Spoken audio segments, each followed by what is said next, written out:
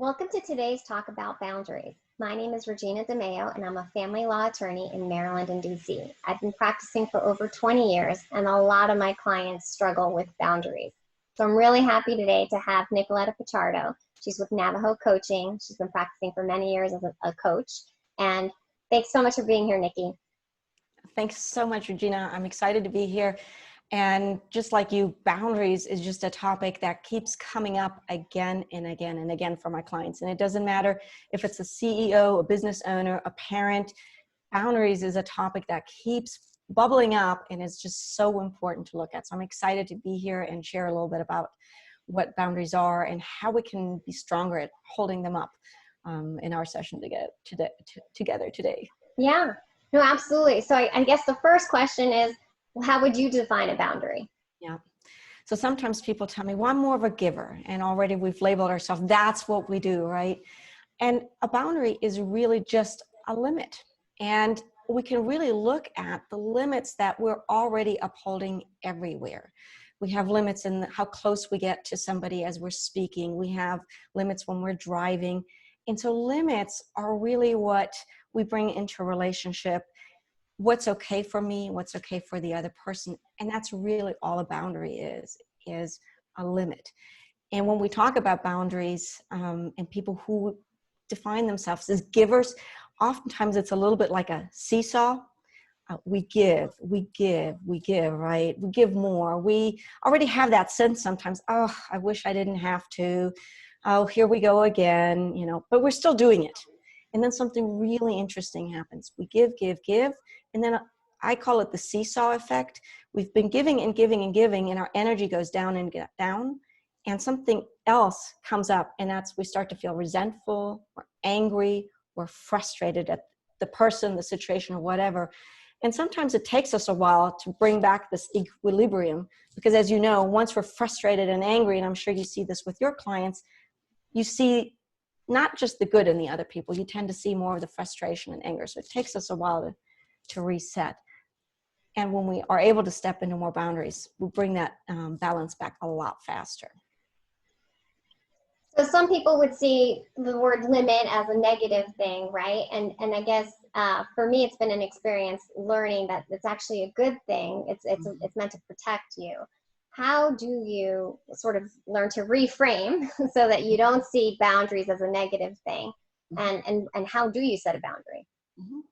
So that's a great question, because especially if we're the kind of person who really like to share, really help, sometimes we actually feel even guilty when we say no, right?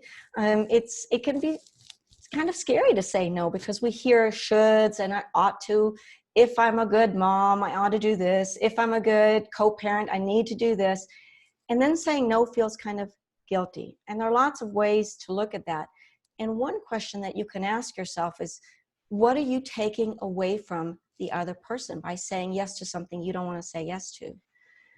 When you think about some of the learning that you've had in your life, all the success that you've had, that didn't come because things went easy.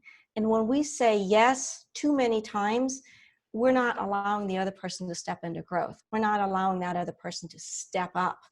And so that's a good question to ask ourselves. If we're taking away the learning from somebody else, that's really not what we're about.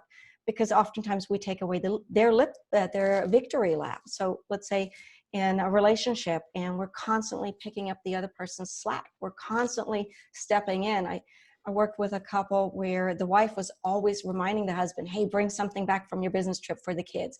Hey, make sure that you send a postcard. Hey, make sure that you send a text. The kids were loving it, but the relationship between the dad and the kids really wasn't the dad and the kid. It was driven by the mom. And when she saw that, she didn't want to do it anymore, because then she started to feel kind of resentful and came up with a boundary. And she said, that relationship is really between the dad and the kids. And went a little bit through a dip, because the kids had to readjust. Dad forgot sometimes. But after a while, they figured out what felt right to them. So every time we do something that we really don't want to do, we have to ask ourselves, what is it that we're taking away from the other person? And the other question is, every time you say yes, you're already saying no to something else. So ask yourself, if I say, yes, I'll do, whatever, pick up the kids, and you really don't want to do it, ask yourself, what are you saying no to? Maybe that's your time to regenerate or to regroup or to connect with friends. Being mindful of every time you say yes, you're also saying no to something else, and really connect with, are you okay to say no to that? And have that conversation with yourself. So those are two powerful questions to remind ourselves if we're still in alignment. That makes sense. Yeah, that children's book, the Giving Tree. Mm-hmm. I've never really liked it, and to be honest, like I was telling one of my friends the other day why I don't like it, because to me, at the ending, where like it gives its last branch or whatever, that giving tree should have become the whomping tree, because that's really what happens. So the benefit of working with a coach for people that are having issues with boundaries, like what would you say that is? Anytime you're causing a change, you're changing something up, it's going to cause a reaction. You think about driving on the road and you're going your usual way, you know the path, and all of a sudden there's construction there, big signs that are telling you road is closed, the detour is over here. Most of us have a reaction to that. We're like, what? Why is my path closed? And when we're starting to step into new boundaries, it has a reaction for us, has a reaction on the other person.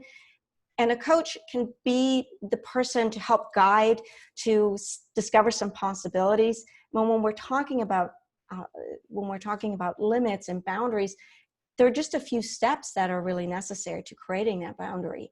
And that's really being clear for yourself. That's where it starts. What is the limit? What is the boundary? What am I really okay with? Communicating that clearly to the other person in advance. They're great communication tools that I share with my clients of how to do that so you don't get the pushback. I mean, we've all felt that pushback when somebody says, hey, Regina, I need you to do this. And you're like, no, I don't.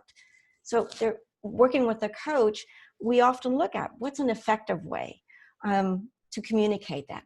And then expecting already a little bit of pushback, having somebody there when you know it's going to cause a reaction.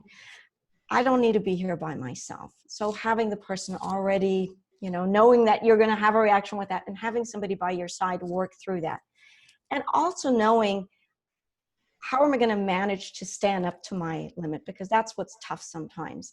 I've set a limit with my new ex. I've set a limit with my now co-parent.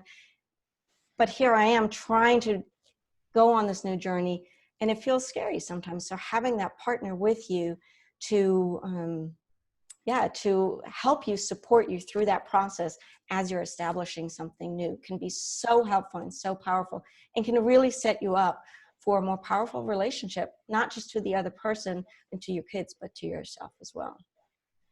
That's great advice. So if people wanted to contact you, what's the best way to do that? So a fantastic way is to reach out to me. You've got my information here. Just send me an email, send me a text message. I'm always happy to chat and listen. How can I be of service and help? Today, I kind of went through it. Clearly, we could talk a lot more about the steps of boundaries.